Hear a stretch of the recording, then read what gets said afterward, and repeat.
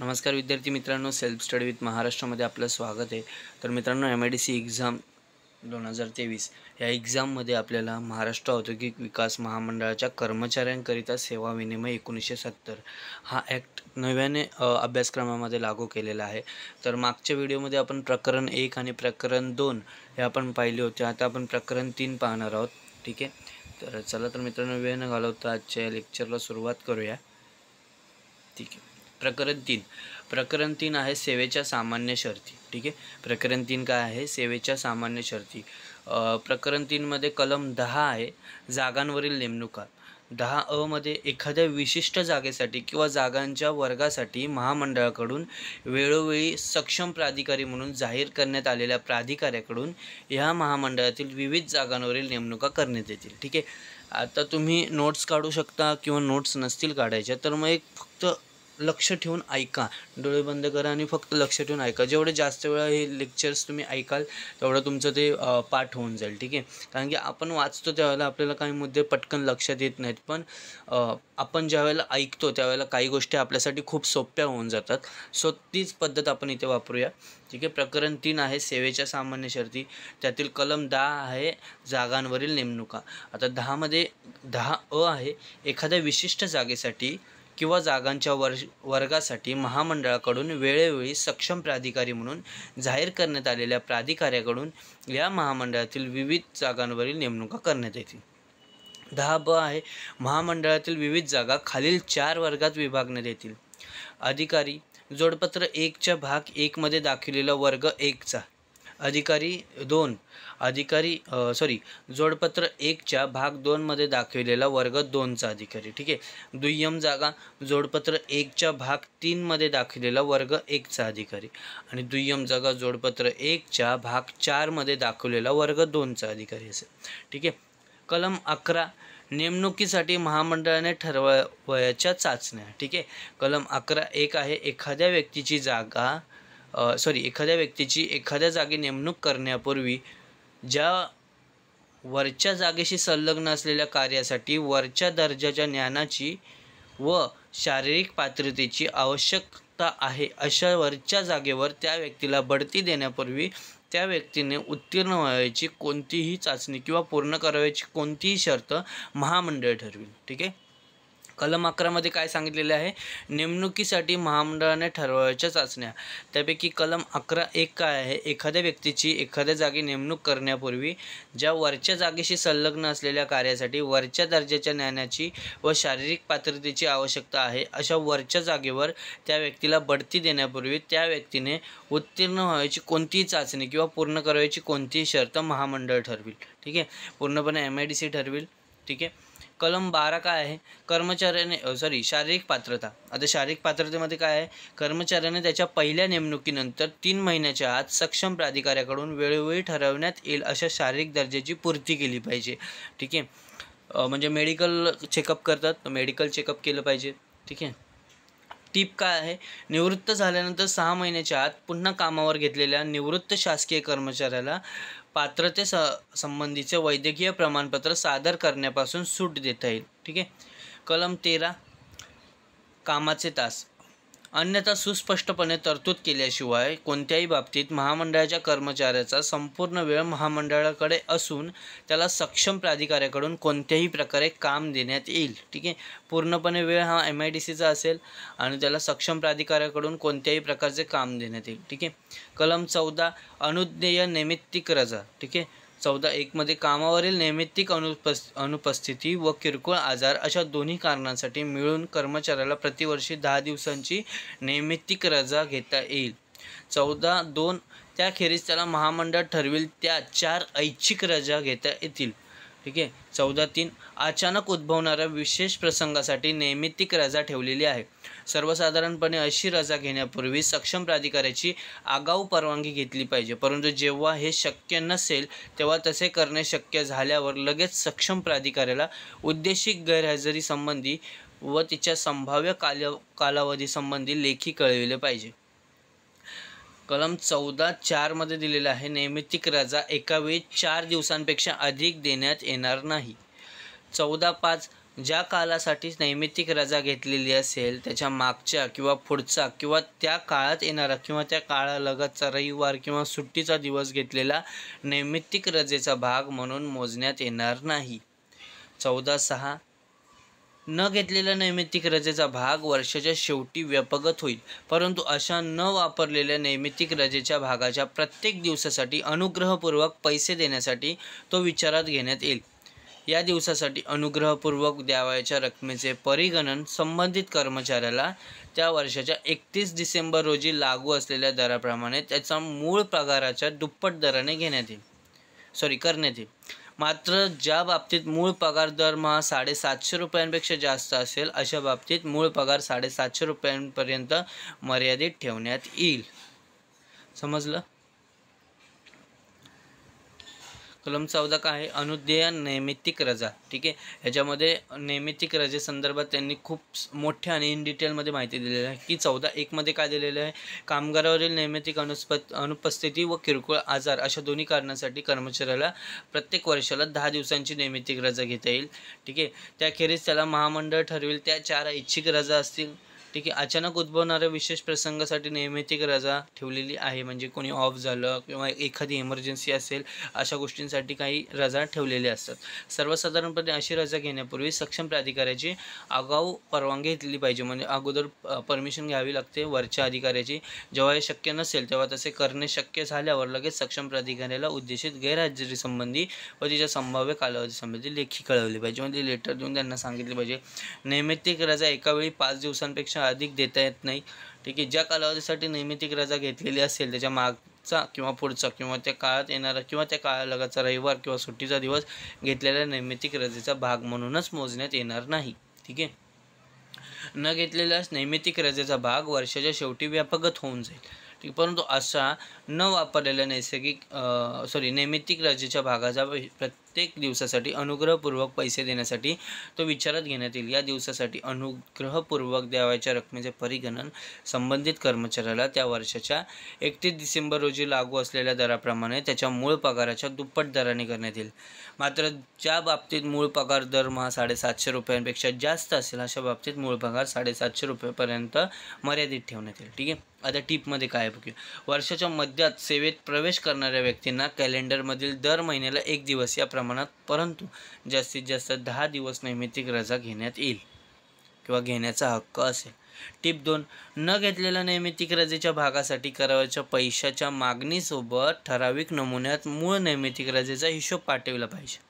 ठीक आहे, ज्या व्यक्ती वर्षभरात स्वतःहून सेवेचा राजीनामा देतील या व्यक्तींना वरील रजांना वटविण्याची सवलत मिळणार नाही. प्रतिनियुक्त व्यक्तींच्या बाबतीत जर त्यांना वर्षभरात केव्हाही प्रत्यावर्तन झाले तर त्यांना प्रमाणानुसार वटविलेल्या नैमित्तिक रजेसंबंधी योग्य ती सूचना त्यांच्या मूळ विभागाला देऊन त्यांचा महामंडळाच्या सेवेतील काळ धरून त्या प्रमाणात जो न घेतलेला नैमित्तिक रजेचा भाग असेल तो वटविता येईल. ठीक आहे, कलम 15 काय आहे?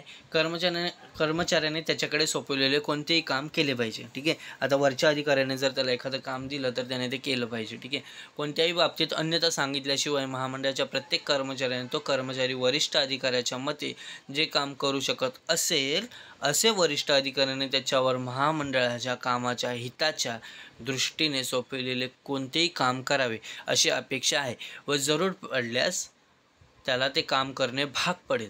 जर एखाद्या कर्मचाऱ्याने त्याच्यावर सोपवलेले काम केले नाही किंवा त्याने ते करायचे नाकारले तर ती त्याची कसूर किंवा गैरवर्तणूक म्हणून समजण्यात येईल आणि तो महामंडळ ठरविल ती कारवाई केली जाण्यास पात्र ठरेल. ठीक आहे, म्हणजेच कर्मचाऱ्याने त्याच्याकडे सोपवलेले कोणतेही काम केलेच पाहिजे, पण ते त्याच्या हिताच्या दृष्टीने सोपवलेले कोणतेही काम असेल. ठीक आहे, कलम 16, महामंडळाच्या सेवेत असताना खाजगी नोकरी करणे. कोणत्याही कर्मचाऱ्याने तो महामंडळाचा कर्मचारी असेपर्यंत कोणत्याही स्वरूपाचा कोणताही खाजगी व्यापार, कॉन्ट्रॅक्ट, धंदा किंवा व्यवसाय स्वतंत्रपणे किंवा भागीदारीत प्रत्यक्षपणे किंवा अप्रत्यक्षपणे करता कामा नये किंवा त्यात सहभागी होता कामा नये किंवा त्याने महामंडळातील आपल्या स्थानाचा उपयोग कोणत्याही धंद्याला किंवा अंगीकृत व्यवसायाला मदत करण्यासाठी करता कामा नये. मात्र महामंडळाच्या कर्मचाऱ्याला साहित्यिक, सांस्कृतिक किंवा कला कौशल्याच्या स्वरूपाचे नैमित्तिक काम किंवा आक्षेपार्ह नसलेले कोणतेही इतर काम महामंडळाने अन्यथा निर्देशित केले नसल्यास आणि त्यामुळे त्याच्या महामंडळाच्या कामात अडथळा येत नसल्यास स्वीकारता येईल व त्याबद्दल मोबदला स्वीकारता येईल. बघा, ह्या ठिकाणी जे काही नियम, कलम वगैरे जे काय आहेत ना, ते सगळ्याच डिपार्टमेंटमध्ये असतात. ठीक आहे, सगळ्याच डिपार्टमेंटमध्ये अशाच प्रकारचे नियम असतात. कलम 17, कर्मचाऱ्यांच्या बदल्या. एखादा कर्मचारी सक्षम प्राधिकाऱ्याकडून एका ठिकाणाहून दुसऱ्या ठिकाणी किंवा महामंडळाची कार्यालये राज्यात ज्या ठिकाणी असतील त्या व त्याला आवश्यक वाटेल त्या ठिकाणी बदली केली जाण्यास पात्र असेल. ठीक आहे.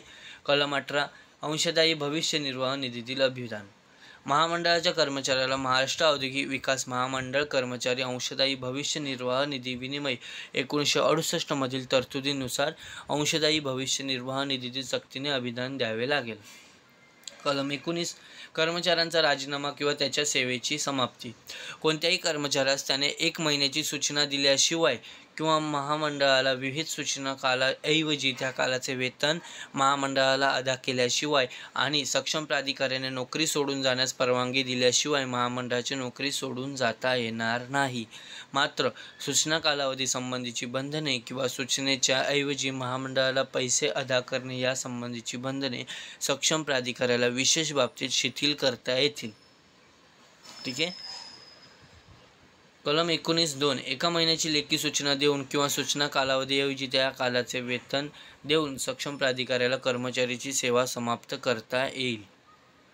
त्यामध्ये टिपसुद्धा दिलेली आहे. वेतन या संज्ञेच्या कर्मचाऱ्याचे वेतन, वैयक्तिक वेतन, विशेष वेतन आणि सूचना देण्याच्या वेळी तो धारण करीत असलेल्या पदाचा महागाई भत्ता यांचा समावेश होतो, परंतु इतर भत्त्यांचा समावेश होत नाही. ठीक आहे. या ठिकाणी आपलं प्रकरण 3 संपलेलं आहे. आता आपण प्रकरण 4 सुरुवात करतोय. त्याच्यामध्ये आहे वेतन. ठीक आहे. प्रकरण 4 वेतन. कलम 20 मध्ये काय दिलेलं आहे? सुरुवातीच्या नेमणुकीनंतर पगार. कलम 20 मध्ये या विनिमयात अन्यथा तरतूद केली नसेल तर कर्मचाऱ्याला त्याची ज्या पदावर नेमणूक झालेली असेल किंवा तो कामावर असताना त्याला ज्या पदावर बढती मिळाली असेल त्या पदाच्या श्रेणीतील किमान वेतन सुरुवातीचे वेतन म्हणून मिळेल व विनिमय 82 खाली अनुज्ञेय असलेला रजेचा पगार तो रजेवर असताना मिळेल. टीप काय आहे? जर कनिष्ठ पद धारण करणारा एखादा कर्मचारी वरिष्ठ पदाच्या जागेवर दाखविण्यात आला असेल तर त्याला कनिष्ठ पदाचा पगार मिळेल. ठीक आहे. कलम 21, अधिक जबाबदाऱ्या असणाऱ्या जागांवर बढती मिळाल्यावर मिळणारे वेतन. ज्यावेळी एखाद्या कर्मचाऱ्याला तो धारण करीत असलेल्या पदाच्या कामापेक्षा व जबाबदाऱ्यांपेक्षा अधिक महत्त्वाची कामे व जबाबदाऱ्या असलेल्या दुसऱ्या पदावर नेमण्यात येईल त्यावेळी त्याच्या सुरुवातीचा पगार कनिष्ठ जागेवरील पगारात 1 वाढ देऊन जो पगार येईल त्या पगारावरील पुढच्या टप्प्यावर निश्चित करण्यात येईल. म्हणजे त्याला इन्क्रीमेंट मिळतं. म्हणजे इन्क्रीमेंट इन शॉर्ट कसं असतं माहिती आहे का? की आता जर समजा त्याला जास्त पगार दिलेला असेल, जास्त काम दिलेलं असेल तर मग आता जर म्हणजे वरच्या पदाचं काम दिलेलं असेल तर मग आता जो पगार आहे ना त्याच्यापेक्षा 1 पगार वाढवून दिला जातो. ठीक आहे. म्हणजे वरच्या पदाचा. कलम 22, शिक्षा म्हणून प्रत्यावर्त झाल्यावर मिळणारा पगार. एखाद्या सक्षम प्राधिकाऱ्याने एखाद्या कर्मचाऱ्याला वरच्या जागेवरून खालच्या जागेवर शिक्षा म्हणून प्रत्यावर्तित केले तर त्या अधिकाऱ्यास योग्य वाटेल इतके वेतन घेण्याची त्याला परवानगी देईल. हे वेतन त्याला खालच्या जागेसाठी असलेल्या कमाल वेतनापेक्षा जास्त असणार नाही. ठीक आहे. कलम 23, शिक्षा म्हणून पदोन्नत केल्यानंतरचे वेतन. ठीक आहे. एखाद्या कर्मचाऱ्याला समजा शिक्षा म्हणून सामायिक श्रेणीच्या खालच्या टप्प्यावर किंवा खालच्या जागेवर पदोन्नत करण्यात आले तर अशा पदोन्नतीचा आदेश देणाऱ्या प्राधिकाऱ्याने तो आदेश किती मुदतीपर्यंत अंमलात राहील आणि त्या कर्मचाऱ्यास पुन्हा पूर्वीच्या पदावर घेण्यात आल्यानंतर पदोन्नतीचा काल भावी वेतनवाढीसाठी विचारात घेण्यात येईल किंवा कसे व घेण्यात येणार असल्यास किती कालापर्यंत नमूद केले पाहिजे. ठीक आहे. कलम 24, वेतनवाढी सर्वसाधारणपणे एका वेतनवाढीच्या काळाची मुदत संपल्यानंतर देय होते आणि ती शिक्षा म्हणून किंवा दक्षता रोध इत्यादी कोणत्याही शर्ती पूर्ण न केल्यामुळे रोखून धरलेली नसल्यास ती ज्या तारखेला देय होत असेल त्या तारखेला नेहमीच्या पद्धतीप्रमाणे काढण्यात येईल. वेतनवाढ रोखण्याचा आदेश काढताना ती रोखून धरणाऱ्या प्राधिकाऱ्याने ती रोखून धरण्याची कारणे व ती किती मुदतीपर्यंत रोखून धरण्यात आली आहे ती मुदत आणि ती पुढे ढकलण्यात आल्यामुळे तिचा भावी वेतनवाढीवर परिणाम होईल किंवा कसे ते नमूद केले पाहिजे.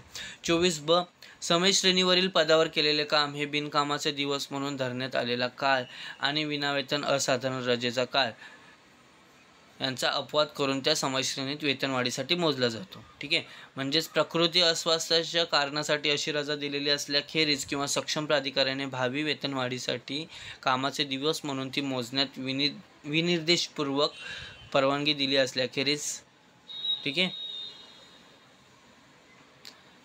यांचा अपवाद करून त्या समयश्रेणीत वेतनवाढीसाठी मोजला जातो. कलम 24 क आहे, ज्यावेळी दक्षता रोध विहित केलेला असेल त्यावेळेला सक्षम प्राधिकाऱ्याच्या विनिर्दिष्ट मंजुरीशिवाय कर्मचाऱ्याला दक्षता रोधाच्या वरील वेतनवाढ दिली जाणार नाही. कलम 24 ड आहे, जादा रजेचा काळ किंवा कामावर रुजू होण्याचा काळ हा सक्षम प्राधिकाऱ्याने तो माफ करून विनिर्दिष्ट आदेश काढल्याखेरीज वेतनवाढीसाठी मोजला जाणार नाही. कलम 25 आहे, आगाऊ वेतनवाढ. या विनिमयात काहीही नमूद केले असले तरी अपवादात्मक परिस्थितीत वेतनाच्या समय श्रेणीवर असलेल्या एखाद्या कर्मचाऱ्याला सक्षम प्राधिकाऱ्याला मुदतपूर्व वेतनवाढ देता येईल. कलम 26 जादा कार्यभार स्वीकारायच्यासाठी विशेष वेतन. ज्यावेळी एखाद्या कर्मचाऱ्याला त्याच्या स्वतःच्या कामाखेरीज त्याच्या स्वतःच्या पदापेक्षा कमी दर्जाची नसलेली एक किंवा जास्त पदे धारण करण्यास सांगण्यात येईल त्यावेळी त्याला खालील दराने विशेष वेतन देण्यात येईल. आता विशेष वेतन आणि खाली दिलेल्या रकमांपर्यंत व त्या धरून वेतन मिळणारा कर्मचारी ₹350 असेल तर दरमहा ₹25 त्याला विशेष वेतन मिळतं. ₹750 असतील तर दरमहा ₹50 आणि 750 पेक्षा अधिक असेल तर दरमहा ₹75. मात्र त्याने जादा कार्यभार सलग 15 दिवसांपेक्षा जास्त दिवस धारण केला असला पाहिजे. कलम 27 पुन्हा कामावर घेतलेल्या निवृत्ती वेतनधाऱ्याचे वेतन किती असेल तर कलम 27 मध्ये सांगितले आहे, महामंडळाच्या सेवेत पुन्हा कामावर घेतलेल्या निवृत्त सरकारी कर्मचाऱ्याचे वेतन व भत्ते त्याची नेमणूक करणारा प्राधिकारी निश्चित करेल. निवृत्ती वेतन येणाऱ्या निवृत्त सरकारी कर्मचाऱ्याला द्यावयाचा पगार खालील शर्तीस पात्र राहून दिला जाईल. या सर्व शर्ती पूर्ण झाल्या पाहिजेत. पहिली शर्त आहे, पुन्हा कामावर घेतल्यानंतरचा पगार अधिक निवृत्तीविषयक फायदे धरून येणाऱ्या निवृत्ती वेतनाचे पहिले ₹50 वगळता होणारी रक्कम निवृत्तीपूर्वी असलेल्या शेवटच्या पगारापेक्षा जास्त होता कामा नये. ठीक आहे. ज्या प्रकरणी निवृत्तीपूर्वी घेतलेला शेवटचा पगार निवृत्ती वेतनधारकाला ज्या समय श्रेणीत पुन्हा कामावर घेतले असेल त्या समय श्रेणीच्या किमान पगारापेक्षा कमी असेल त्या प्रकरणी तो समय श्रेणीतील किमान पगार वजा निवृत्ती वेतन इतका असेल. ठीक आहे. ब आहे, पुन्हा कामावर घेतल्यानंतरच्या पगार अधिक निवृत्ती वेतन विषयक फायदे धरून होणारे निवृत्ती वेतन ही रक्कम निवृत्त व्यक्तीला ज्या जागेवर पुन्हा कामावर घेण्यात आले असेल त्या जागेच्या समय श्रेणीच्या कमाल वेतनापेक्षा जास्त होता कामा नये. ठीक आहे. कलम 28 आहे,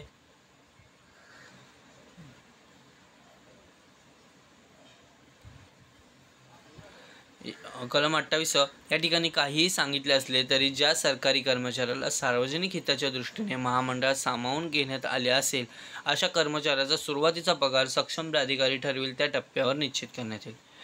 28 ब आहे, शासकीय किंवा निमशासकीय संस्थांचे जे कर्मचारी त्यांनी आपल्या पूर्वीच्या सेवेचा राजीनामा दिल्यानंतर त्यांच्या विनंतीवरून महामंडळात सामावून घेतले जातील त्यांच्या बाबतीत वेतन खालीलप्रमाणे निश्चित करण्यात येईल. कलम 28 ब 1 आहे, समतुल्य पदावर सामावून घेतल्यास शासकीय किंवा निमशासकीय संस्थेतील सेवेतील प्रत्येक 5 वर्षाच्या किंवा त्यांच्या भागाच्या सेवेसाठी एक वेतनवाढ देण्यात येईल. 2 आहे, वरच्या पदावर सामावून घेतल्यास पहिल्या 5 वर्षांची सेवा विचारात न घेता शासकीय निमशासकीय संस्थेतील प्रत्येक 5 वर्षांच्या किंवा त्यांच्या भागाच्या सेवेसाठी एक वेतनवाढ देण्यात येईल. 3 आहे, दोहोंपैकी प्रत्येक बाबतीत कर्मचाऱ्याचे त्याला सामावून घेण्याच्या तारखेला मिळणारे एकूण वेतन संरक्षिले जाईल. 4 आहे क आहे 28 क अशा कर्मचाऱ्यांना त्यांची महामंडळात झालेली पूर्वीची सेवा महामंडळाच्या अंशदानात्मक भविष्य निर्वाह निधीत प्रवेश मिळण्यासाठी जमेस धरता येईल. आणि 28 ड आहे, अशा कर्मचाऱ्यांना महामंडळाकडून मिळणारा पगार व भत्ते यांच्या जोडीला निवृत्ती वेतन आणि इतर फायदे कोणत्याही बंधनाशिवाय घेता येतील. प्रकरण 5 आपण पाहत आहोत, पदग्रहण अवधी. ठीक आहे, प्रकरण 5 आहे पदग्रहण अवधी. कलम 29 आहे, अनुज्ञेय असेल त्यावेळी देण्यात येणारा पदग्रहण अवधी. कर्मचाऱ्याला पदग्रहण अवधी खालील कारणासाठी मंजूर करण्यात यावा. 29 आहे, कर्मचाऱ्याने आपल्या जुन्या पदाचा ताबा सोडल्यानंतर त्याला त्याच अगर नवीन स्थानकाच्या ठिकाणी नवीन पदावर हजर होता यावे यासाठी. रजेवरून परत आल्यानंतर नवीन स्थानकाच्या ठिकाणी नवीन पदावर हजर होता यावे यासाठी. ठीक आहे, कोणत्या कारणांसाठी मंजूर होतो, तर कर्मचाऱ्याने आपल्या जुन्या पदाचा ताबा सोडल्यानंतर त्याला त्याच अगर नवीन स्थानकाच्या ठिकाणी नवीन पदावर हजर होता यावे यासाठी, किंवा रजेवरून परत आल्यानंतर नवीन स्थानकाच्या ठिकाणी नवीन पदावर हजर होता यावे यासाठी पदग्रहण अवधी दिला जातो. ठीक आहे. कलम 30, पदग्रहण अवधी केव्हा देता येणार नाही. नेमणूक नव्याने झाल्यामुळे प्रत्यक्ष कार्यालय बदलत नसल्यास पदग्रहण अवधी देता येणार नाही. खालील बाबतीत एका दिवसाहून अधिक पदग्रहण अवधी देता येणार. म्हणजे समजा मी तुम्हाला सांगतो, जर 29 कलम 29 नुसार जर समजा एखादा व्यक्ती मुंबईमध्ये आहे आणि त्याला छत्रपती संभाजीनगर या ठिकाणी बदली मिळाली, तर त्याला तो तेवढा काळ दिला जातो की तू इथलं सामान वगैरे शिफ्ट वगैरे करू शकतोस. जर समजा ऑफिसमध्ये किंवा इथल्या इथेच जर बदली झाली तर 1 दिवसाचा कालावधी दिला जातो. ठीक आहे. नवीन कार्यालयात 30(1) आहे, नवीन कार्यालयातील पदावर नेमणूक झाल्याने राहण्याची जागा एका स्थानकावरून दुसऱ्या स्थानकावर बदलणे जरुरीचे नसल्यास. 30(2) एका स्थानकावरील दुसऱ्या कार्यालयातील बदली झाल्यास या कारणासाठी सुट्टीचा दिवस अगर रविवारचा दिवसही 1 दिवसाचा पदग्रहण अवधी धरण्यात येईल.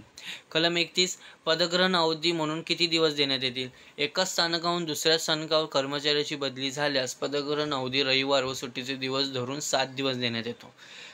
मात्र खास बाब म्हणून सक्षम प्राधिकाऱ्यात जादा पदग्रहण अवधी मंजूर करता येतो अगर हा अवधी कमी करता येतो. ठीक आहे. कलम 32, काही प्रकरणी पदग्रहण अवधीच्या ऐवजी विशेष नैमित्तिक रजा देणे. महामंडळाच्या कामकाजाच्या तातडीमुळे ज्या कर्मचाऱ्यास पदग्रहण अवधी घेता येणे शक्य झाले नसेल त्यास नंतरच्या काळात 5 दिवसापर्यंत विशेष नैमित्तिक रजा घेण्याची परवानगी सक्षम प्राधिकाऱ्याने देता येते. कलम 33, ठराविक काळापेक्षा जास्त घेतलेला पदग्रहण अवधी. जो कर्मचारी त्याला देण्यात आलेल्या पदग्रहण अवधीपेक्षा आपल्या कामावर हजर होणार नाही त्याला पदग्रहण अवधी समाप्त झाल्यानंतर कोणतेही वेतन मिळणार नाही. पदग्रहण अवधी समाप्त झाल्यानंतर कामावर मुद्दाम गैरहजर राहिल्यास ते गैरवेतन समजण्यात येईल. आता प्रकरण 6 आहे, बडतर्फी सेवेतून काढून टाकणे व निलंबन करणे. ठीक आहे. प्रकरण 6 मध्ये कलम 34 आहे, सेवेतून बडतर्फ केल्याच्या दिनांकापासून पगार दिला जाणार नाही. कामावरून बडतर्फ केलेल्या अगर काढून टाकण्यात आलेल्या कर्मचाऱ्याला अशा तऱ्हेचे बडतर्फीच्या अगर काढून टाकल्याच्या दिनांकापासून पगार व भत्ता मिळणार नाही. ठीक आहे. कलम 35, निलंबित कर्मचाऱ्यास निर्वाह अनुदान देण्यात येईल. हे अनुदान हा कर्मचारी रजेवर असता त्यास रजा काळात जितके वेतन मिळाले असते त्याच्या निम्म्या इतकी रक्कम असेल. शिवाय त्यास या वेतनावर बसणारा महागाई भत्ता मिळेल. निलंबनाचा अवधी 12 महिन्यांहून अधिक लांबल्यास निलंबनाचे आदेश देणारा प्राधिकारी अथवा ज्याने जसा आदेश दिल्याचे समजण्यात आले असेल असा प्राधिकारी पहिल्या 12 महिन्याच्या अवधीनंतरच्या कालावधीसाठी देण्यात यावयाच्या निर्वाह अनुदानाच्या रकमेत बदल करण्यास सक्षम राहील. याबाबतचे नियम खालीलप्रमाणे आहेत. नियम 1 आहे, उपरोक्त प्राधिकाऱ्याच्या मतानुसार त्या कर्मचाऱ्याची प्रत्यक्ष संबंधित नसलेल्या लेखी स्वरूपात नोंद करावयाच्या कारणांसाठी निलंबनाचा अवधी लांबल्यास पहिल्या 12 महिन्याच्या कालावधीत अनुज्ञेय असणाऱ्या निर्वाह अनुदानाच्या 50% जास्त नाही इतकी योग्य ठरणारी वाढ निर्वाह अनुदानाच्या रकमेत करता येईल. 35(2) आहे, उपरोक्त प्राधिकाऱ्याच्या मतानुसार त्या कर्मचाऱ्याशी प्रत्यक्ष संबंधित असलेल्या लेखी स्वरूपात नोंद करावयाच्या कारणासाठी निलंबनाचा अवधी लांबल्यास पहिल्या 12 महिन्याच्या कालावधीत अनुज्ञेय असणाऱ्या निर्वाह अनुदानाच्या 50% जास्त नाही इतकी योग्य ठरणारी कपात निर्वाह अनुदानाच्या रकमेत करता येईल. 35(3) आहे, वरील उपखंड 1 व 2 नुसार अनुज्ञेय असलेल्या निर्वाह भत्त्याच्या वाढलेल्या अगर कमी केलेल्या रकमेवर आधारित अशा प्रमाणात महागाई भत्ता देण्यात येईल. 35(4) आहे, निलंबित करणारा प्राधिकारी ठरविल त्या प्रमाणात व त्या अटीनुसार कर्मचाऱ्यास निलंबनाच्या तारखेस मिळत असणारे व इतर पूरक भत्ते मिळतील. मात्र हे भत्ते ज्या खर्चासाठी मंजूर करण्यात आले आहेत त्याच खर्चासाठीच कर्मचाऱ्याकडून यापुढेही वापरले जातील याबद्दल उक्त प्राधिकाऱ्याची खात्री झाल्याखेरीज कर्मचाऱ्यास पूरक भत्ते मिळणार नाहीत. त्याचप्रमाणे जेव्हा कर्मचाऱ्याला सक्षम न्यायालयाने सिद्धापराध ठरवून तुरुंगवासाची शिक्षा दिलेली असेल तेव्हा अशा तऱ्हेने सिद्धापराध ठरविल्याच्या दिनांकापासून त्याचे निर्वाह अनुदान दरमहा ₹1 एवढे नाममात्र करण्यात येईल आणि सक्षम प्राधिकरणाने त्याला सेवेतून काढून टाकण्याच्या अगर पुनर्स्थापित करण्याच्या दिनांकापासून त्याला ते मिळत राहील. या मध्यंतरीच्या काळात त्याला अपील न्यायालयाकडून दोषमुक्ती मिळाल्यास अशी दोषमुक्ती मिळाल्याच्या दिनांकापासून त्याला नेहमीच्या दराने निर्वाह अनुदान मिळेल. कलम 36 आहे, निलंबित असताना सक्तीची कपात. कर्मचाऱ्यास निलंबित केल्याच्या काळात त्याला मिळणारा महागाई भत्ता, पूरक स्थानिक भत्ता, घरभाडे भत्ता इत्यादी भत्ते रोखून ठेवून त्याला मिळणाऱ्या रकमेत सक्तीची कपात करण्याचा अधिकार सक्षम प्राधिकाऱ्यास राहील. ही कपात खालील कारणांसाठी करण्यात येईल: आयकर व अधिभार, घरभाडे व सेवा कर, मंडळाकडून घेतलेली कर्जे व आगाऊ रकमा यांची परतफेड. कलम 37 आहे, निलंबित कर्मचाऱ्याचे दोषमुक्तीनंतर पुनर्स्थापन झाल्यानंतरचे वेतन किती असेल. तर निलंबित कर्मचारी पुनर्स्थापित झाल्यानंतर सक्षम प्राधिकारी खालील बाबींचा विशेष निर्देश करेल. 37(1) आहे, निलंबनाच्या कालावधीसाठी कर्मचाऱ्याला द्यावयाचे वेतन व भत्त्याचा दर. 37(2) त्या कर्मचाऱ्यास पूर्णतः दोषमुक्ती मिळाली असल्यास त्यानुसार निलंबन कालावधीमध्ये कर्मचारी कामावर होता असे मानावे किंवा नाही. तसेच त्याचे निलंबन हे पूर्णतः असमर्थनीय मानण्यात आले किंवा कसे. ज्या प्रकरणात कर्मचाऱ्याला पूर्णतः दोषमुक्ती मिळालेली असेल व त्याचे निलंबन हे पूर्णतः असमर्थनीय ठरले असेल त्या प्रकरणी तो कर्मचारी निलंबनाच्या कालावधीत सर्वार्थाने कामावर होता असे मानून त्याला या कालावधीचे पूर्ण वेतन आणि भत्ते देण्यात येतील. अन्य प्रकरणी सक्षम प्राधिकाऱ्यांनी विहित केलेल्या प्रमाणात वेतन आणि भत्ते कर्मचाऱ्याला देण्यात येतील. अशा तऱ्हेने वेतन व भत्ते देण्याचा आदेश काढताना त्यामध्येच कोणत्या कारणांसाठी या कालावधीत हा कर्मचारी कामावर होता असे मानण्यात आले त्या कारणांचाही खास निर्देश केलेला असेल. कलम 38 आहे, निलंबित असताना मंजूर करावयाची रजा. निलंबित केलेल्या कर्मचाऱ्याला कोणतीही रजा देण्यात येणार नाही, तो ऑलरेडी निलंबितच असतो. कलम 39, पुनर्स्थापनानंतर द्यावयाची थकबाकी. कर्मचाऱ्याला जर निर्वाह अनुदानाची काही रक्कम देण्यात आली असेल तर ती त्याच्या पुनर्स्थापनानंतर त्याला वरील 35व्या विनिमयानुसार देण्यात यावयाच्या वेतन व भत्त्यांच्या रकमातून वळती करून घेण्यास येईल. निर्वाह भत्त्यातून वेतन व भत्ते यांची रक्कम कमी असल्यास वसुली करण्यात येणार नाही. कलम 40 आहे, निलंबन कालावधीमधील कार्यकारी व्यवस्था. निलंबन कालावधीचे हजर कालावधीत रूपांतर केल्याने त्या कर्मचाऱ्याच्या निलंबन कालावधीमध्ये करण्यात आलेली कोणत्याही स्वरूपाची कार्यकारी व्यवस्था रद्द होणार नाही. प्रकरण 7 आहे, निवृत्ती. कलम 41 मध्ये निवृत्तीचे वय दिलेले आहे. निवृत्तीचे वय कलम 41 अ, दुय्यम पदावरील द्वितीय श्रेणीचे कर्मचारी वगळता इतर कर्मचाऱ्यांसाठी सक्तीच्या निवृत्तीचा दिनांकही त्यास ज्या दिवशी वयाचे 58 वर्ष पूर्ण होतात तो दिनांक होय. परंतु त्याची सलग कार्यक्षमता व आरोग्य याबद्दलचा वार्षिक आढावा विचारात घेऊन तसेच महामंडळाला आवश्यक असणाऱ्या सेवेच्या दृष्टीने अध्यक्षांची पूर्वपरवानगी घेऊन त्याला त्या दिनांकानंतर ही 2 वर्षांपेक्षा अधिक नाही इतक्या कालावधीसाठी नोकरीवर ठेवून घेता येईल. ब आहे, दुय्यम पदावरील द्वितीय श्रेणीच्या कर्मचाऱ्यास वयाच्या 60व्या वर्षी निवृत्त व्हावे लागेल. प्रकरण 7 कलम 42 कलम 42 महामंडळाच्या सेवेतून बडतर्फ करणे व काढून टाकणे. कलम 42 आहे, गैरवर्तन, नादारी अथवा अकार्यक्षमता या कारणांसाठी कोणत्याही कर्मचाऱ्याला हे विनिमय विचारात घेऊन महामंडळाच्या सेवेतून बडतर्फ करण्याचा, काढून टाकण्याचा अगर निवृत्त करण्याचा अधिकार सक्षम प्राधिकाऱ्यास असेल.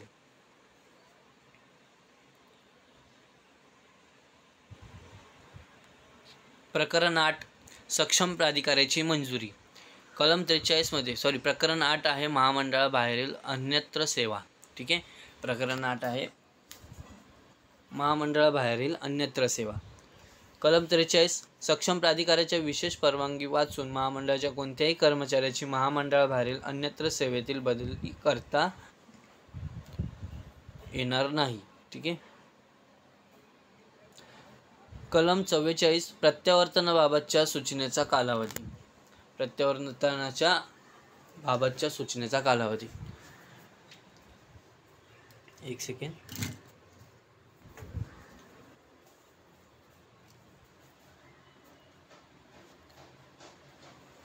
कलम 44(1) महामंडळाबाहेरील अन्यत्र सेवेतील कर्मचाऱ्याने आपली महामंडळाच्या सेवेत परत येण्याची इच्छा आहे असे कळविणारी सूचना महामंडळाला दिल्यापासून त्याला 3 महिन्याची महामंडळाच्या सेवेत परत घेता येईल.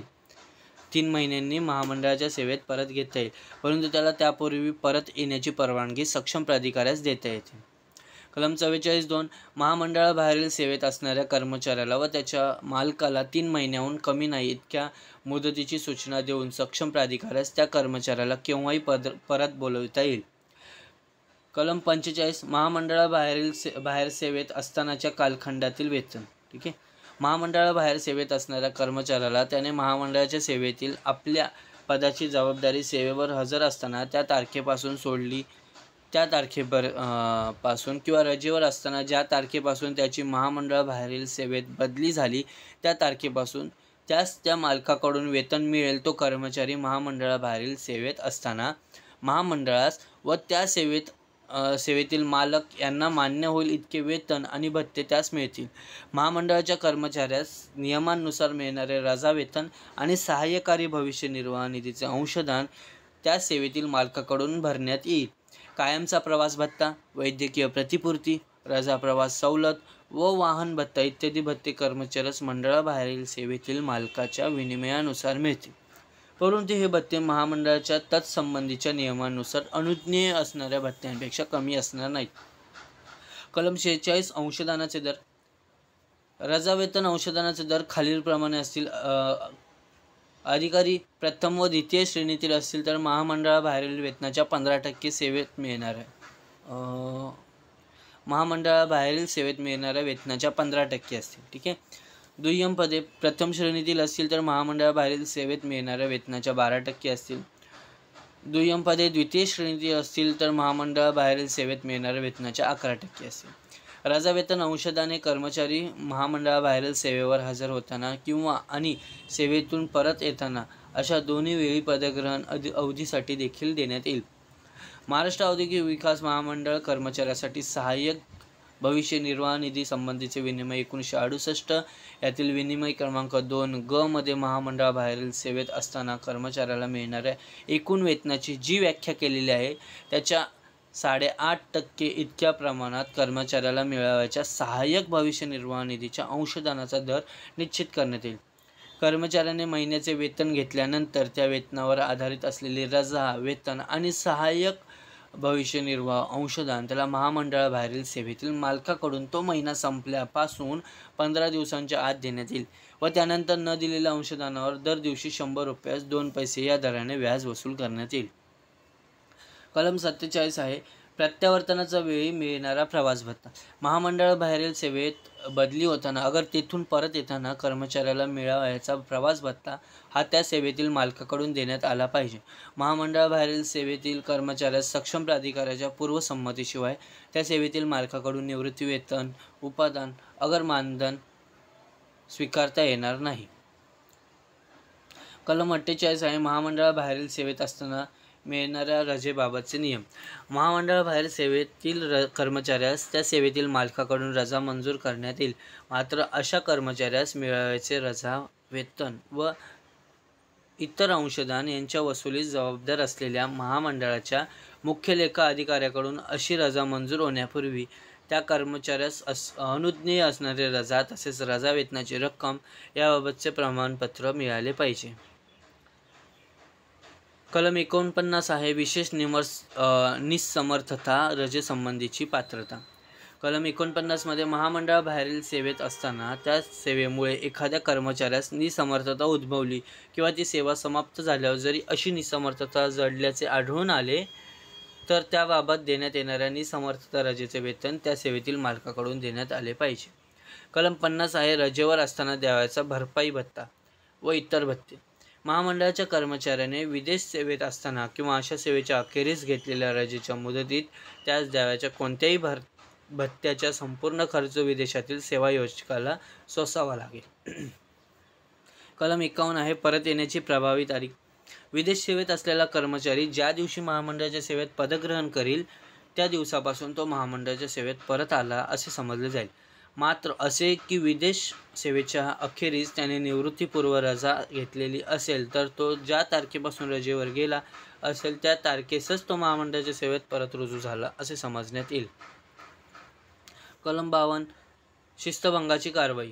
विदेश सेवेत असणाऱ्या कर्मचाऱ्याविरुद्ध जर विभागीय चौकशी करावायची असेल किंवा त्याच्याविरुद्ध कोणतीही शिस्तभंगाची कारवाई करायची असेल तर विदेश सेवेतील सेवायोजक अशा कर्मचाऱ्याला महामंडळाकडे परत पाठवेल आणि तत्संबंधी आपल्या कार्यपद्धतीनुसार योग्य ती कारवाई करण्याचे कर्तव्य महामंडळाचे असेल.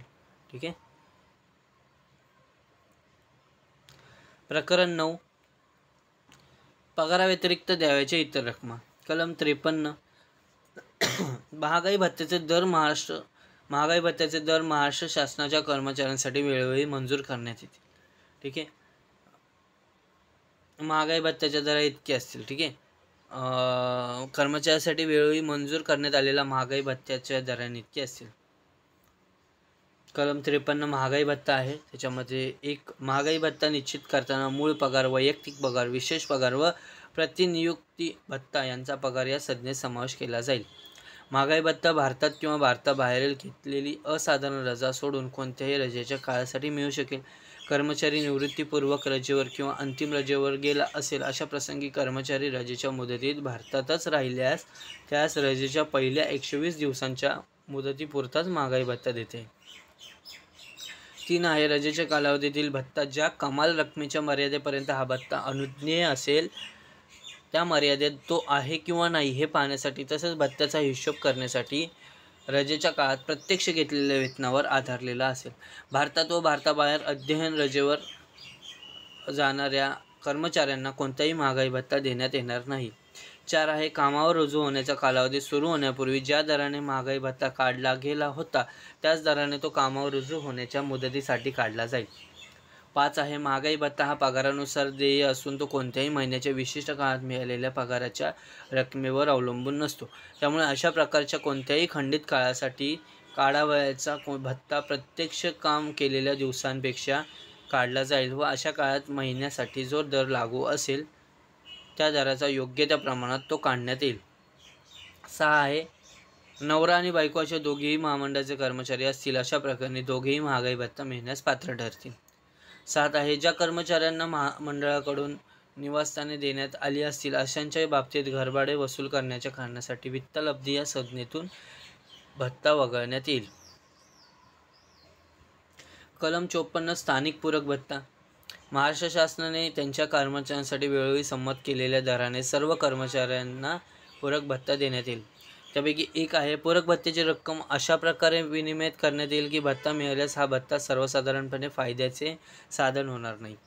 बदली झाली असता पद सोडून दुसऱ्या पदावर रुजू होण्याच्या मुदतीत जर त्या दोन्ही पदांना कोणताही पूरक भत्ता देय असेल तर बदली झालेल्या कर्मचाऱ्याला दोन्ही पदाच्या दरांमधील कमी दराने भत्ता मिळेल. भत्ता मिळण्यासाठीची पात्रता केवळ सेवेच्या ठिकाणावरूनच निश्चित करण्यात येईल. कर्मचाऱ्याच्या सेवेचे ठिकाण अर्हताप्राप्त शहराच्या हद्दीबाहेर पण अगदी नजीक असेल आणि जो गरज म्हणून शहरात निवास करीत असेल अशा बाबतीत शहरासाठी अनुज्ञेय असलेल्या दराने पूरक स्थानिक भत्ता त्यास देण्यात येईल.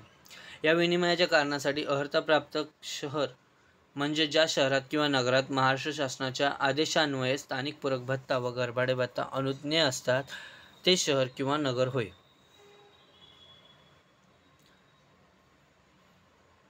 कलम 55 घरभाडे भत्त्याचे दर महाराष्ट्र शासनाने त्यांच्या कर्मचाऱ्यांना वेळोवेळी मंजूर केलेल्या दरांइतकेच असते. 55(1) आहे निवासस्थान म्हणजेच कर्मचाऱ्याने भाड्याने घेतलेले मुख्य घर आणि आवार होय, परंतु गॅरेज किंवा वाहने उभी करण्याची जागा त्यातून वगळण्यात येईल.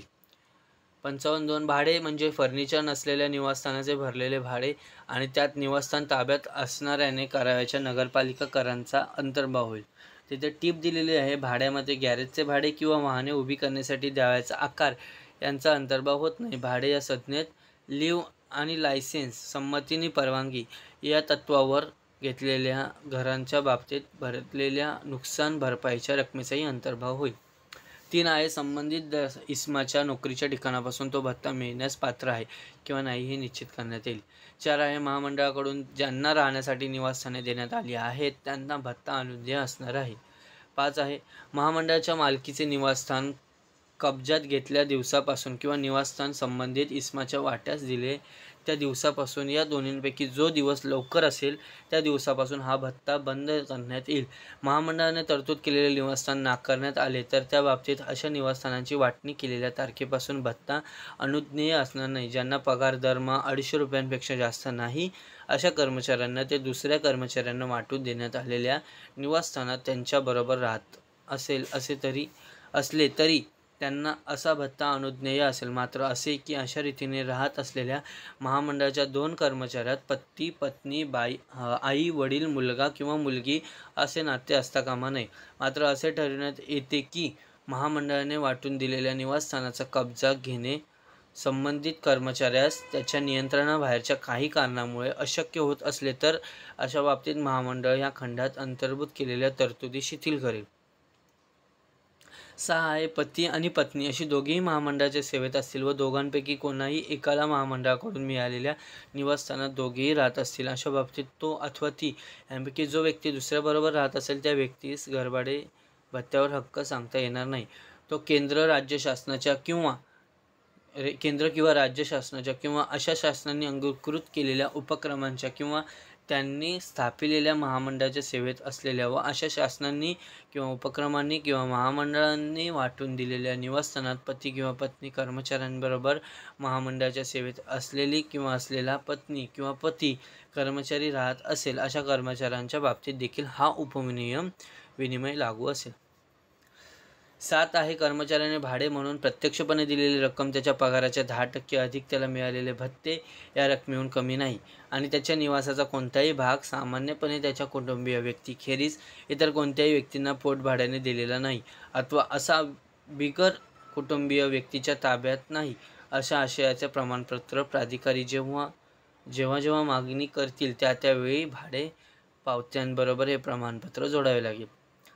8 आहे तो वगळण्यात आलेला आहे. 9 आहे स्वतःच्या मालकीच्या घरात राहणारा कर्मचारीही घरभाडे भत्ता मिळण्यास पात्र असेल.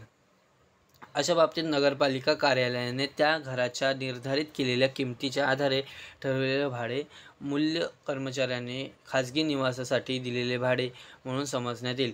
या प्रयोजनासाठी कर्मचाऱ्याची पत्नी किंवा मुले यांच्या मालकीचे घर कर्मचाऱ्याचे स्वतःचे घर म्हणून समजण्यात येईल.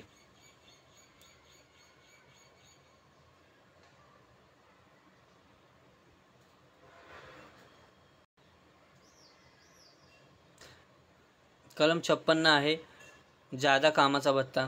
महामंडळाच्या कार्यालयातील ड्रायव्हरांचे कामाचे तास आठवड्यातील कामाच्या दिवशी 9 तास असतील आणि त्यात भोजनाच्या सुट्टीचा समावेश असेल. संबंधित वाहन ज्याच्या ताब्यात असेल तो अधिकारी त्या तारखांना कार्यालयाच्या कामाच्या निकडीनुसार कामाचे प्रत्यक्ष तास निश्चित करील व लॉगबुकमध्ये त्यांची नोंद करील. प्रत्येक दिवशी अशा प्रकारे निश्चित करण्यात आलेले कामाचे तास जादा वेळ काम केल्याबद्दलच्या भत्त्यासंबंधीच्या बिलात स्पष्टपणे नमूद करण्यात येतील. 2 आहे 56(2) वरील 56(1) विनिमयात नेमून दिलेल्या कामाच्या एकूण तासांपेक्षा 1 तास काम अधिक झाल्यास ड्रायव्हरला जादा वेळ काम केल्याचा भत्ता मिळण्याचा हक्क असेल. रविवारी किंवा सार्वजनिक सुट्टीच्या दिवशी काम केल्यास जादा वेळ काम केल्याबद्दल भत्ता देण्याच्या प्रयोजनासाठी ते जादा वेळ केलेले काम म्हणून समजण्यात येईल. ज्या कार्यालयांना शनिवारी सुट्टी असते त्या कार्यालयांना शनिवारचे जादा वेळेचे काम शनिवार हा सार्वजनिक सुट्टीचा दिवस नसेल तेव्हा 56(1) व 56(2) यात निर्दिष्ट केलेल्या कामाच्या तासानंतरच सुरू होईल. 56(3) आहे कोणत्याही दिवशी 1 तासाहून अधिक वेळ काम केल्यास असे जादा काम अर्ध्या तासाचे असले तरी हिशोबात घेतले जाईल आणि कोणत्याही महिन्यात द्यावयाचा जादा कामाचा भत्ता त्या महिन्यात असे जादा काम किंवा तास करण्यात आले याचा हिशोब करून देण्यात येईल. 56(4) आहे वरील विनिमय 56(3) मध्ये निर्दिष्ट केल्याप्रमाणे जादा वेळ कामाच्या भत्त्याचा हिशोब जादा वेळ काम केलेला प्रत्येक तासाला 50 पैसे या दराने करण्यात येईल. अर्धा तास किंवा अर्ध्या तासापेक्षा थोडा जास्त वेळ काम केल्यास 1 जादा तास असे मोजण्यात येईल आणि अर्ध्या तासापेक्षा कमी वेळ दुर्लक्षित करण्यात येईल. कोणत्याही दिवशी ड्रायव्हरला 56(5) आहे कोणत्याही दिवशी ड्रायव्हरला प्रवास भत्ता आणि किंवा रोजचा भत्ता लागू होत असेल अशा कोणत्याही दिवशी त्याला जादा वेळ काम केल्याचा भत्ता देय होणार नाही. दुसऱ्या शब्दात सांगायचे म्हणजे असे की प्रवास भत्ता, रोजचा भत्ता व जादा वेळ काम केल्याचा भत्ता हे सर्व एकाच दिवसासाठी देणे अनुज्ञेय होणार नाही. 56 आहे ड्रायव्हरला देय असलेला जादा वेळ काम केल्याचा भत्ता दरमहा ₹75 या कमाल मर्यादेस पात्र असेल. कलम 57 धुलाई भत्ता. ज्या कर्मचाऱ्यांचा गणवेश देण्यात आले असतील त्या सर्वांना धुलाई भत्ता देण्यात येईल. जिल्हा मुख्यालयात त्यांची नेमणूक झाली आहे त्यांना महिना ₹6 व जे इतर ठिकाणी नेमलेले असतील त्यांना महिना ₹3 याप्रमाणे या भत्त्याचा दर असेल. अशा कर्मचाऱ्यांनी दररोज नीटनेटका व स्वच्छ गणवेशात कार्यालयात आले पाहिजे. कोणत्याही दिवशी एखादा शिपाई किंवा ड्रायव्हर गणवेश घातल्याखेरीज आलेला आढळला तर त्याच्या विरुद्ध योग्य ती कारवाई करण्यात येईल. त्यात पूर्ण महिन्याचा भत्ता किंवा त्याचा काही भाग महामंडळाकडे जमा करण्याचाही अंतर्भाव असेल. कलम 58 मानधन. ठीक आहे. 58(1) आहे कर्मचाऱ्याने नैमित्तिक स्वरूपाचे काम केले असेल आणि ते अतिश्रमाचे अथवा विशेष गुणवत्ता लागणारे असल्याने खास बक्षीस देण्याच्या योग्यतेचे असेल अशा बाबतीत त्या कर्मचाऱ्यास पारिश्रमिक म्हणून मानधन देण्यात येईल. 58(2) आहे अशा मानधनाची रक्कम आधी निश्चित करण्यात येईल. कलम 59 आहे बस भाड्याची प्रतिपूर्ती. मरोल मुख्यालयात काम करणारे शिपाई, पहारेकरी, चौकीदार आणि महामंडळाच्या वाहनांचे ड्रायव्हर यांनी अंधेरी आणि कुर्ला स्टेशन ते मरोल कार्यालय तसंच उलट प्रवासासाठी जे BEST बस भाडे द्यावे लागेल यांची अंशभरात प्रतिपूर्ती करण्यासाठी भत्ता देण्यात येईल. हे तिथलं आहे त्यामुळे त्यांनी तिथलं सांगितलेलं आहे. ज्या त्या विभागाचं प्रत्येक वेगवेगळं असतं. 59(1) मध्ये जर भत्त्याचा दर खालीलप्रमाणे असेल. कुर्ला मार्गे कार्यालयात येणाऱ्यांना दरमहा ₹8, अंधेरी मार्गे कार्यालयात येणाऱ्यांना ₹4. वरील भत्ता मिळणाऱ्या कर्मचाऱ्यांना महामंडळाने आपल्या इतर कर्मचाऱ्यांसाठी आयोजित केलेल्या अर्थसहाय्यित बस वाहनामधून प्रवास करण्याची परवानगी देण्यात येणार नाही. कलम 60 आहे वाहन भत्ता. सक्षम प्राधिकाऱ्याकडून स्कूटर, मोटार सायकल बाळगण्याची परवानगी ज्यास देण्यात आली असेल अशा अधिकाऱ्यास त्या स्कूटरची, मोटारची किंवा सायकलची निगा राखण्यासाठी आणि ती कार्यालयीन कारणाकरिता वापरण्यासाठी बृहन्मुंबईत ₹75 व इतर ठिकाणी 50 या दराने वाहन भत्ता मिळण्याचा हक्क असेल. सक्षम प्राधिकाऱ्याकडून मोटारगाडी ठेवण्याची परवानगी ज्यास देण्यात आली असेल अशा अधिकाऱ्यास त्या गाडीची निगा राखण्यासाठी व ती कार्यालयीन कारणासाठी वापरण्यासाठी बृहन्मुंबईत ₹250 व इतर ठिकाणी 200 या दराने वाहन भत्ता मिळण्याचा हक्क असेल. कलम 61 आहे वैद्यकीय भत्ता. वैद्यकीय भत्ता नामक एक भत्ता महामंडळाच्या प्रत्येक कर्मचाऱ्याला मग तो रजेवर असो किंवा निलंबनाधीन असो देय असेल. 61(2) आहे भत्त्याचा दर कर्मचाऱ्याच्या पगारातून महागाई भत्ता, घरभाडे, पूरक स्थानिक भत्ता वगळून उर्वरित पगार रकमेच्या 10% एवढा असेल. मात्र असे की कर्मचाऱ्यास तिमाहीत मिळालेल्या प्रत्यक्ष पगाराच्या 10% रक्कम 30 पेक्षा जास्त असेल अशा कर्मचाऱ्याच्या बाबतीत तो भत्ता दर तिमाहीत 75 एवढा कमाल मर्यादेस पात्र असेल व इतर कर्मचाऱ्यांच्या बाबतीत तो दर तिमाहीत ₹30 असा असेल. ठराविक तिमाहीत भत्ता त्याच तिमाहीत घेतला नसेल तर तो अवधीबाह्य न ठरता नंतरच्या तिमाहीत काढण्यास उपलब्ध होईल. तसेच तिमाहीच्या मर्यादित भत्त्याहून अधिक असलेला वैद्यकीय खर्च त्या तिमाहीत देण्यात आलेला नसेल तर तो नंतरच्या तिमाहीसाठी हिशोबात धरला जाऊन त्या तिमाहीच्या तरतुदीतून भत्त्याची वार्षिक कमाल मर्यादा येईपर्यंत दिला जाईल. कोणत्याही डॉक्टरचे किंवा रुग्णालयाचे देयक सादर केल्यावर हा भत्ता देय होईल. औषधे खेरीज केल्याबद्दलच्या देयकांसोबत औषध विक्रेत्याने दिलेल्या पावत्या व डॉक्टरने लिहून दिलेल्या औषधांचेही प्रमाणपत्र जोडली पाहिजे. 3 आहे हा भत्ता महामंडळाच्या कर्मचाऱ्याच्या स्वतःच्या व त्याच्या कुटुंबियाच्या आजारपणासाठी देय होईल.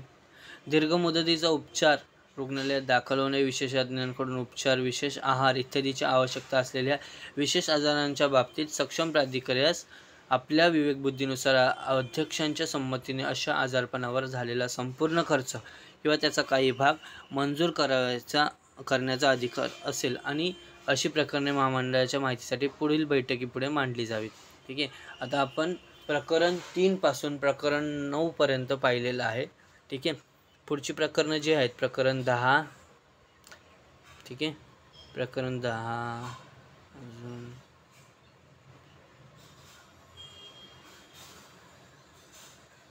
प्रकरण 11,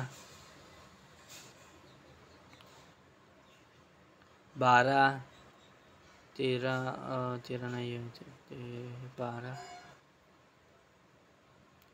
ठीक आहे. उरलेली जी काही प्रकरणं आहेत, कलमं आहेत, ते आपण पुढच्या लेक्चरला कवर करू. आजचं लेक्चर आवडलं असेल तर लाईक करा, कमेंट करा. ठीक आहे. तुम्हाला कुठल्या गोष्टी समजल्या नसतील किंवा आणखीन काही तुम्हाला स्टडी मटेरियल हवे असेल तर तुम्ही मला मेसेज करा. टेलिग्रामची लिंक दिलेली आहे, तिथे जाऊन तुम्ही मेसेज करू शकता. ठीक आहे. धन्यवाद मित्रांनो.